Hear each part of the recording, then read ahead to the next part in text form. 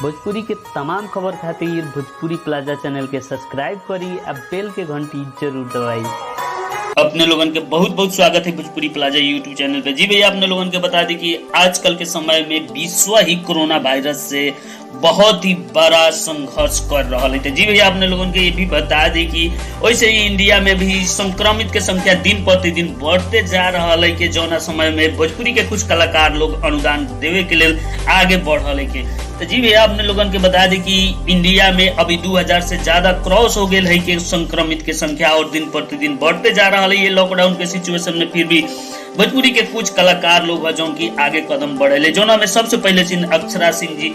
जी भैया, अपने लोगों को बता दी कि अक्षरा सिंह जी 50,000 रुपया के मास्क और सैनिटाइजर अपने दर्शक लोग के जनता लोग के दिले हैं। जी भैया, अपने लोगों को बता दी कि अक्षरा सिंह के ऐसा कदम के बहुत ही सराहल जा रहा है। एक काम में पवन सिंह जी भी पीछे न हबारन। जी भैया, अपने लोगों को बता दी कि पवन सिंह जी लगभग 10 लाख रुपया के अनुदान दिले के अपना जनता लोग के लेल और भोजपुरी इंडस्ट्री में एगो बहुत ही छुपा रुस्तम कलाकार है जो उनकी अनुदान कैला के बाद पत्तो न चले दे बोले कि हम कहली है। जी भैया, अपने लोगों को बता दी कि हाँ, पवन सिंह के दबदबा भोजपुरी इंडस्ट्री में काफी है और काफी लोग इनका पसंद भी कर रहे। जी भैया, अपने लोगों को बता दी कि एक काम में खेसारी लाल यादव जी भी पीछे नहीं खन जो उनकी खेसारी लाल यादव जी बहुत सारा ऐसा गरीब जनता लोग के इससे पहले भी मदद करते और आजकल भी वैसा उनका व्यवहार दरिया दिली देखल जा लेके। जी भैया, अपने लोगों को बता दी कि खेसारी लाल यादव लगभग 50 लाख रुपया खर्च करे के अनुमान में है और खदान सामग्री से लेकर सैनिटाइजर मास्क अब वितरण करे के